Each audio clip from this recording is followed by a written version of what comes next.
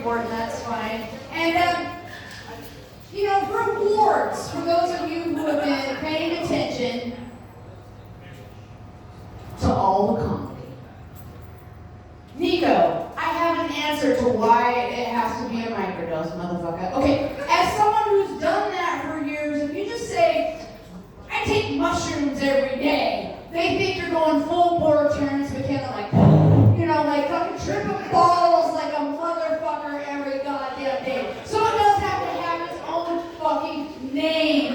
And Jackie, my sweet, sweet baby Jackie, he's my foster child of comedy. I agree with you about the politicians over 70. My mom is 75 and we don't let her drive anymore. And yeah, I have microdosed for years, which is a strange thing when you're a 50-year-old native Idahoan, and I have a wireless mic, and so, nobody sits up front in comedy, but I have a wireless mic. I can go where I want. I can fuck with who I want. And this guy left. I was so sad. Here's one of the things with the unisex bathroom, okay? Motherfuckers need to learn to lock a door. I saw the first wiener I've seen in 3 years tonight.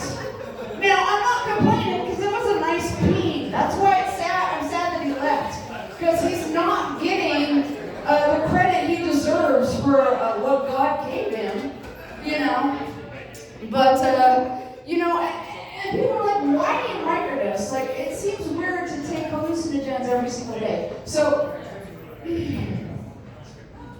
have you ever taken an antidepressant? No? Oh, God bless your little heart. God bless your little heart. Alcohol. Yeah, alcohol is an awesome antidepressant, which means I better get my wine. No. Here's the thing with antidepressants. I'm not going to bag on them. They work very well. They work very, very well. However, they have some very intriguing side effects. I was on an antidepressant for a hot minute, and the therapist told me, don't look up the side effects. I felt great, but 2 weeks in, I had some fucking questions, because here's the deal. Fun side effect number 1, they called it reduced sleep. Okay, I was used to sleeping 9 to 12 hours a day, but all of a sudden I'm only sleeping 4 hours. Try to fill 20 hours and not lose your fucking mind. 20 hours is a long time to try to stay busy. Fun side effect number 2, reduced appetite. Don't let my size fool you. I have been kicked out of an all-you-can-eat restaurant no less than 4 times in my life. I love to throw excessive amount of groceries down my neck. And I couldn't enjoy food anymore, so that was sad. But the worst one, the showstopper. The motherfucking showstopper. Side effect number 3, they charmingly call it reduced libido. Ladies and gentlemen, that is a fancy way of saying you can't fucking come. You can't fucking come. I know, I spent a whole day working on this goddamn project. Started out with a 2-finger tango. Not fancy, but typically quite effective. Nothing. Okay. Cue up the Pornhub, get out the power tools. We're gonna make this happen. Nothing. I pull out the heavy-duty Husqvarna. You have to pull start it. Still nothing. And that's when I started microdosing, because it was like, if I can't sleep, and if I can't eat, and if I can't come, I may be happier, but life is not worth living. I don't know. You can disagree with me, that's fine. So, anybody here that's married or in a serious committed relationship? And not a serious relationship, maybe a joke relationship. 10 years down the road, you'll be like, ha! I didn't mean it.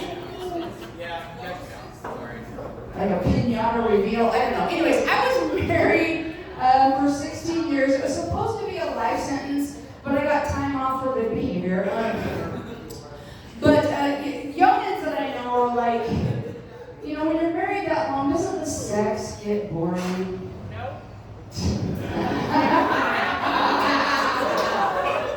I am in love with someone right now. No, it can get boring. It can get boring. You have to be creative. You have to love each other. You have to be open-minded. You have to role play. Young people have this idea of role play being like 50 Shades of Grey, whatever. No. You have to be far more creative than that. You have to be far more creative than that. This happened early on in my marriage because I got pregnant right away. I had a large baby. I'm short with a short torso. So, like, there reached a point in the last month that belly was so big that I couldn't take care of things by myself. And with the pressure on your pelvis and the hormone shift, I have never been so horny in my entire goddamn life. But I did not look sexy, I did not feel sexy, and I'm looking at my husband and he's like, no. Oh, please, God, no. And that's when the role play started. I said, honey, tonight you're putting on your goddamn blue helmet. You're the fucking UN. You're going to go in and save these people. No. This is not about anybody wanting to do this. But we have to make sure everyone survives this conflict. Because if you don't service my unit, I will attack. And there will be a declaration of war. So get in there. So it's going to be a huge shock to y'all. I am divorced. That was a fun day. I don't know how most people's divorces went down, but mine went a little bit like this. He came home from work and was like, I've been talking it over with my mother, and we decided it's time for me to move out. I didn't even cry. I was like, good, okay, fine. Like, obviously, I had made a huge mistake. If that was the answer after 16 years, then it's like I had a conversation with my whatever, you know. I miss him, and I don't, because you know, as you age and your body shifts and changes, you know, like I was saying earlier, I haven't had sex in a hot minute because. While I'm not ashamed of the way I look, like I want to be with someone my age that is also decomposed at a similar rate. So they recognize what is going on here. It's not like a big shock. Like, I do this. And so that means I have these stupid little cum buckets that are in their 20s that want to get their milk ticket punch that come up to me like, hey, you have a lot of energy, you're cute. It's like, go fucking fuck yourself, please. Don't try to fuck me, you're disgusting. And, yeah, I feel pretty sexy. Woo! I was whining about turning 50, and one of my sweet little girlfriends misunderstood me. She was like, oh, Tanya, I don't know what you're concerned about. You're going to be sexy until you're 60. Who wants to be sexy until they're 60? Oh, excuse me, Madonna. We all see the pictures. That's turning out really well, isn't it? She's like plastic surgery herself and she doesn't even look like the same person. She's one of those women that is starting to look like a fucking alien. No, I don't want to be sexy until I'm 60. Quite frankly, most days I don't want to be sexy right now. Because let's face it, as a person who used to be a wild pussy slinger, it used to be back in the day you would have a good job, and you did your job well, and after 30 years, they let you retire, they gave you a gold watch, and let you ride off into the sunset. Not when you're packing around one of these. Nowadays, you're supposed to be hot and fuckable until you are a corpse. When did that happen? Why did that happen? How is that fair? I don't like it. I don't like it at all.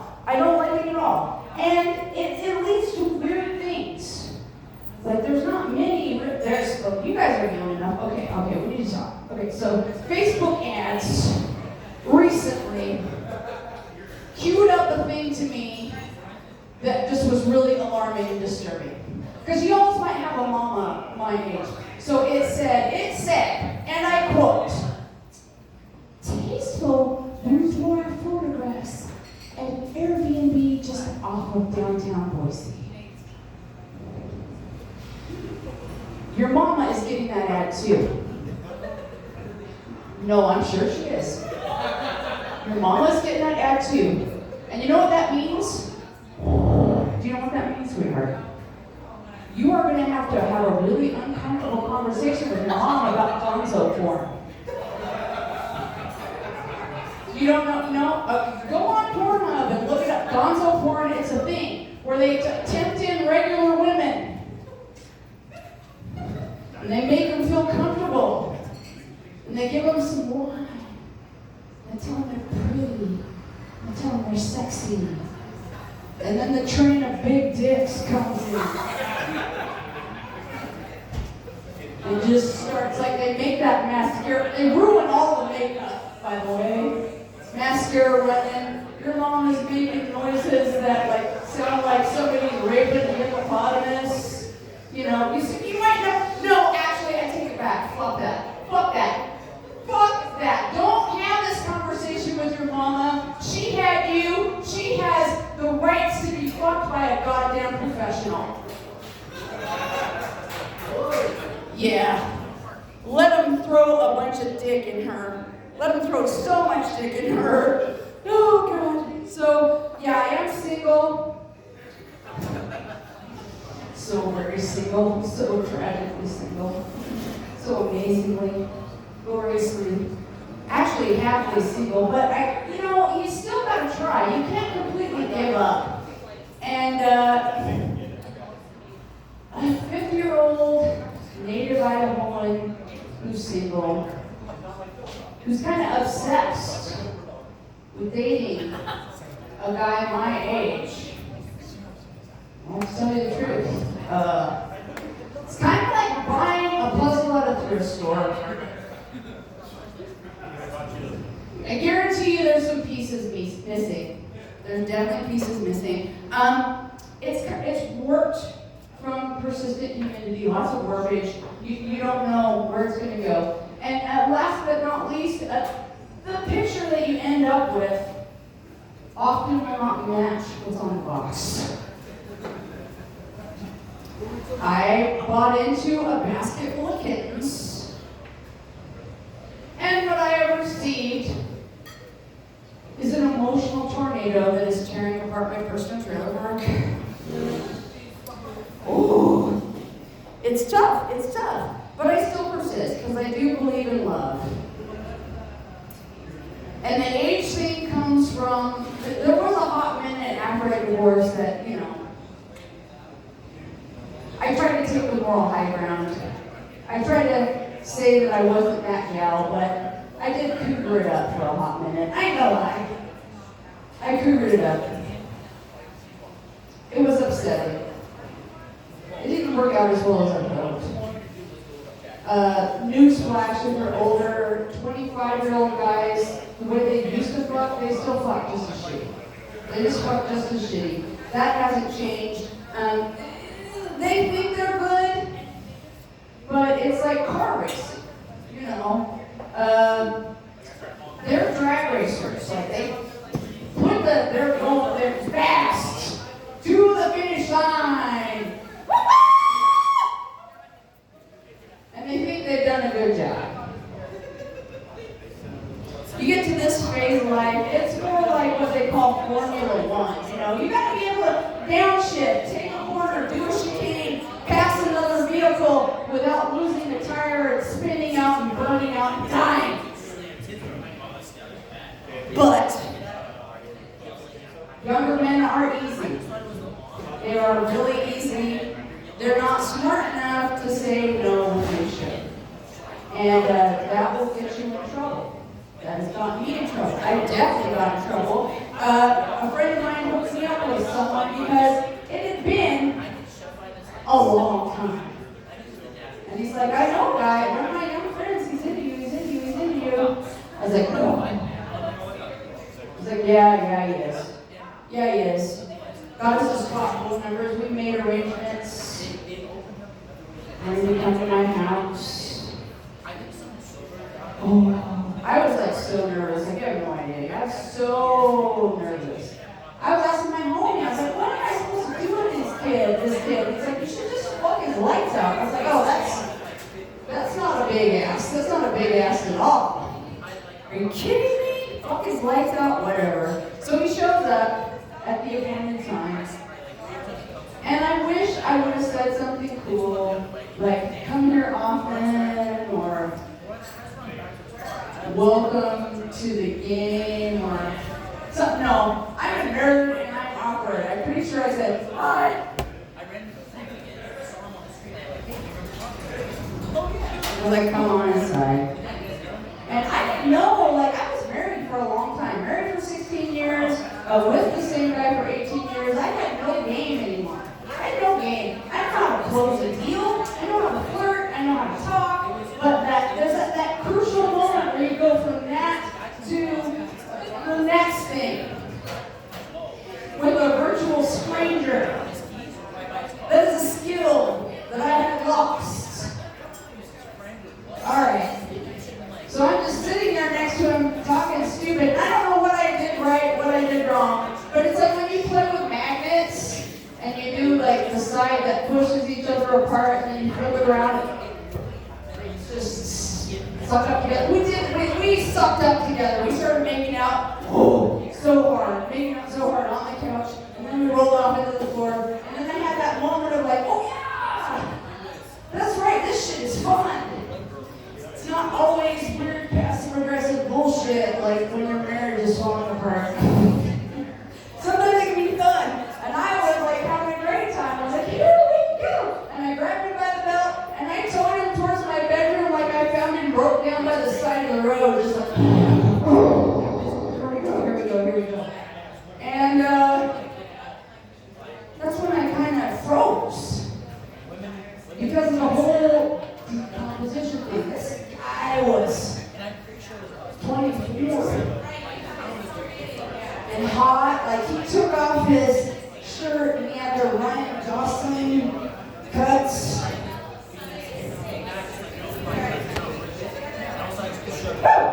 You know what I'm talking about. You know what I'm talking about. And I'm like, knowing that when I take my bra off, my titties are going to go like a pair of bungee jumpers off the Pariah Bridge. Just, woo! I'm like nervous. Really nervous. But he was fucking cool. He like jumped into the bed and gave me the Bruce Lee. Like, oh, you smooth, you little slut. You are smooth, you little slut. So I jump in and it's like, game on, game on, game on, game on. Now, when I was getting ready for him to show up, I knew what my job was. We were supposed to fuck. Now, I have really dry skin. I knew that Vaseline Intensive Care don't taste that good. And if we were going to fuck proper, there was going to be mouths all over everything. So I had to make a decision. I'm in my kitchen looking at other skin lubricant options. Butter flavored Crisco. A little too spicy for a first time. Maybe sesame oil. Ooh, sesame oil, while delightful, is very expensive. So I landed on coconut oil. Coconut oil, yeah, that's good. Just lather it up with coconut oil. I'm like, why are you telling me this? Well, we're getting things going. And I've heard a lot of fucked up shit in the bedroom. I have heard, you look just like my sister. I've had somebody say, I've never done this with a woman for free before. That's a story for another day.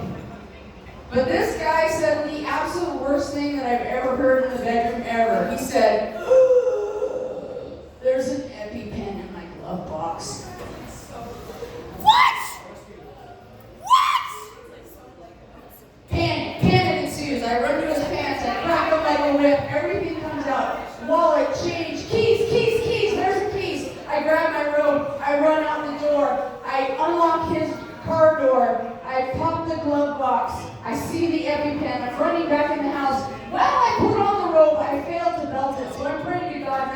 neighbors are looking out the window. But I run back inside. I got the EpiPen. I get it ready. I roll him on his side. He's turning blue. I hit him. I count 1 Mississippi. You beautiful little bastard. Please don't die. 2 Mississippi. Oh God, please start breathing. 3 Mississippi. This is not the way this should go. And he did start breathing. Because I know at 5, I need to call the ambulance because he's going to fucking die. So he's recovering. I sit him up. I go get a glass of water. I bring it to him. I'm like, what the hell? And he's like, I don't know, man. I don't know. The only thing I'm that allergic to is coconut.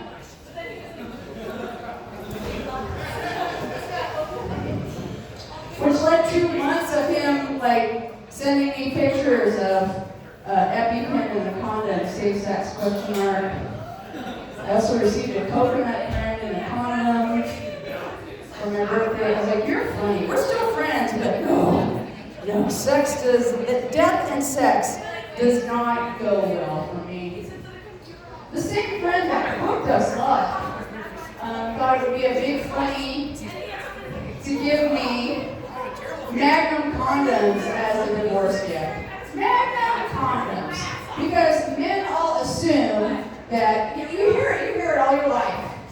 All a woman wants is a big dick or a big wallet. Alright. Look at this. Look at this. I got bored one time and measured from my rib cage to the fun zone. Okay? 12 inches total. The whole thing. 12 inches. And so many guys tell you that you want a 10-inch dick. Alright, well, let's be honest. If I've only got 12 inches from here to here, the only way I'm going to take 10 inches is if you take out my liver and part of one of my lungs. And even then, it's still not going to be comfortable. I'm not going to be having a good time. So it's always like, no, you're wrong. Ha ha. But no. Take out my liver? To take a dick? No, it's not reasonable at all. It's not reasonable at all. Totally unreasonable. But my buddy gave me these Magnum condoms. I'm like, so funny. And then an opportunity came around to use one. You ever put a Magnum condom on a regular dick? Some of you don't even know what I'm talking about. Like, Magnums are the biggest ones that you can buy in the drugstore. Putting a Magnum condom on a regular dick is kind of like when an 8-year-old borrows his dad's hoodie. It's the same look.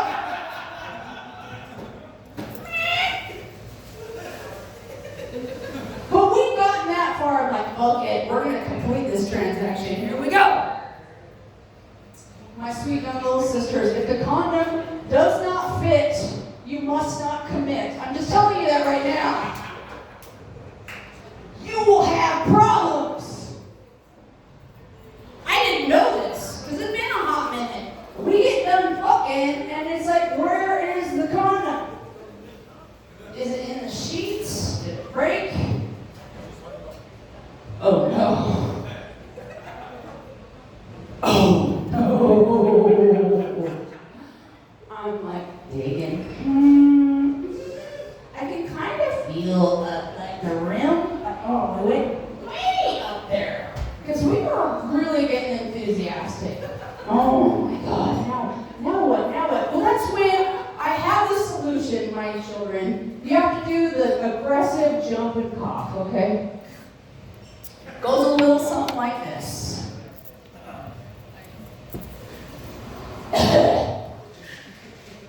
Did one.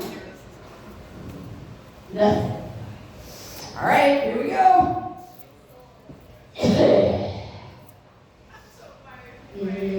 No. Okay, all right, third time's the charm. And it shot out like a hockey player doing an aggressive slap shot for the goal. It just came right out. That's why you don't put a Magnum condom on a regular dick, ever. Just don't. It's a bad idea. It is such a bad idea. While we're talking about dicks and the concept of dicks and dicks in general, I do have some advice for the younger gentlemen. I got one. He's a server. Okay, sweetheart. Some advice. Take some advice from a senior slut. Here we go. You all do worry about the size of your dicks way too much. Way too much. I need my sisters to jump in here. Tell me if I'm wrong. If you love him, whatever he's got is enough. Can I get an amen? If you like him, whatever he's got is enough. Can I get an amen? No, everybody's being shy tonight. Everybody's being shy. I like it. But let's be honest. If you think he's okay, he better be at least average. He better be at least average. But here's the reality, gentlemen. If she hates you, and more accurately, if you've done something to earn her anger, here's the truth, gentlemen. You can have a dick so long that you have to tuck the tip in the top of your sock for safety. And so thick that it looks like a bodybuilder's bicep. Veiny, aggressive, big-ass dick. But if you've done something to make her angry, here's what's going to happen on any given Friday night. She's going to get out with her girlfriends, loudly tearing apart everything about you. He never puts the toilet seat down. And the way he wipes, there's always shit stains in his underwear. And you know, and he calls his mother and he leaves socks everywhere. He's just disgusting. She'll do that for 45 minutes. And then at the end of it all, she will say loudly, proudly, and drunkenly, and on top of it all, he has a little dick. So what did we learn from that, gentlemen? Do we know what we learned? It's not how much of a dick you have, it's how much of a dick you are. It's just facts. It's just facts. Oh. Ooh. Keep drinking, kids. Tip your waist up. All right. So yeah, let's stay on the track. Let's stay on the wiener track. I don't know. I like to talk about dick, probably because I don't ever catch one. That's all my fault. It's a choice on my part, and that's fine. So this summer when it was fucking volcano hot, y'all remember that? It was just ridiculous hot. Like, I love to go for walks, especially outside. But at my age, if it's over 100, like, heat stroke is a real threat to my health. So I couldn't walk around outside. And I do this for a living, so I don't have money for a gym membership. And I don't want to go to the mall because I hate the mall, and I have a phobia of escalators. That's another weird story that we're not going to tell tonight. But so I decided to go to Walmart. Because what? Lots of square footage and air conditioning. And I'm walking around Walmart, burning off all this extra energy. So I'm kind of hyper.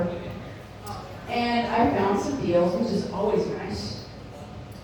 And I get into the line, check out, and there's a gentleman in front of me. And I use that term loosely, gentlemen.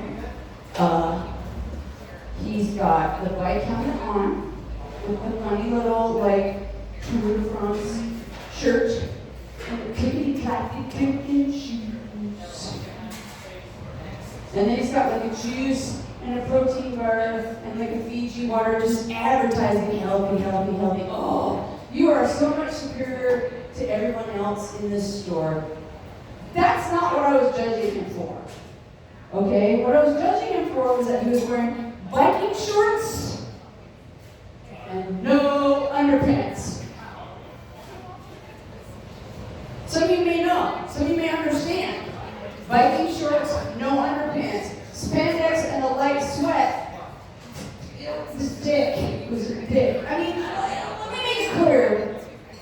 Solidly average dick, not a huge dick. We've all seen that guy in public that has the trouser tantor. Like, you want to walk up to him and go, bro, have you been shoplifting at Hickory Farms? What is that?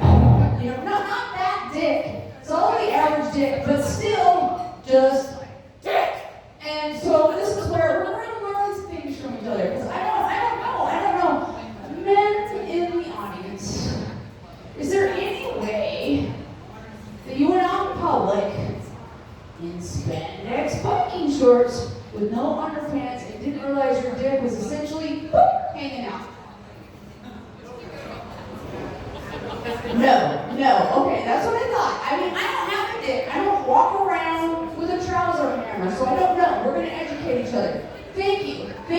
the answer, because that way I don't feel so bad about what I did next.